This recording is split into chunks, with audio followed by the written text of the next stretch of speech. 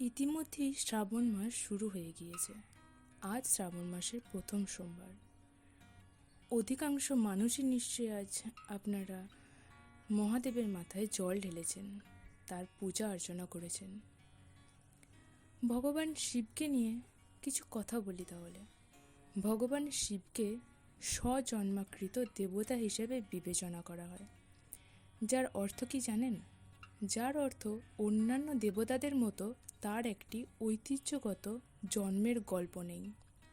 সে যাই হোক, একটি পৌরাণিক কাহিনী কিন্তু আছে যা তার উত্থান বর্ণনা করে। শুরুতে মহাবিশ্ব ছিল অন্ধকার এবং নিরাকার। আদি দেবতা ব্রহ্মা এবং বিষ্ণু ছিলেন সেই সময় বিদ্যমান, কিন্তু তারা একে অপরকে খুঁজে পাননি। তারা এমন একটি সত্তা তৈরি করার সিদ্ধান্ত নিয়েছিলেন যেটা তাদের মহাবিশ্ব এবং এতে তাদের অবস্থান বুঝতে সাহায্য করবে।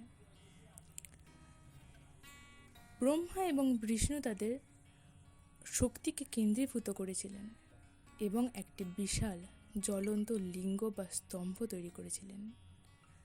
এই লিঙ্গ থেকে শিব আবির্ভূত হন, তেজস্বী এবং শক্তিশালী। শিবের আবির্ভাব হওয়ার সাথে সাথে ব্রহ্মা ও বিষ্ণু তার মহিমা দেখে বিস্মিত হয়েছিলেন। তারা তাকে তার আসল রূপ প্রকাশ করতে বলেছিলেন এবং সেই সময় শিব তাণ্ডব পরিবেশন করেছিলেন এবং তাণ্ডব পরিবেশন করে তিনি একজন মহাজাগতিক নর্তকীতে রূপান্তরিত হন। শিবের শক্তিতে মুগ্ধ হয়ে ব্রহ্মা এবং বিষ্ণু তাকে পরম সত্তা, মহাবিশ্বের ধ্বংসকারী এবং মহাজাগতিক ভারসাম্য রক্ষাকারী হিসেবে স্বীকার করেছিলেন। শিবের জন্ম মহাবিশ্বের সৃজনশীল এবং ধ্বংসাত্মক শক্তির উত্থানের প্রতিনিধিত্ব করে, যা জীবন, মৃত্যু এবং পুনর্জন্মের চিরন্তন চক্রের প্রতীক। গল্পটি কেমন লাগলো এবং আমার ছবি আঁকাটি কেমন লাগলো অবশ্যই কিন্তু জানাবেন।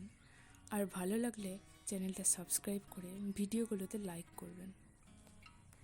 এই ভিডিওর শর্টসের লিঙ্কটা আমি ডেসক্রিপশনে দিয়ে দেব।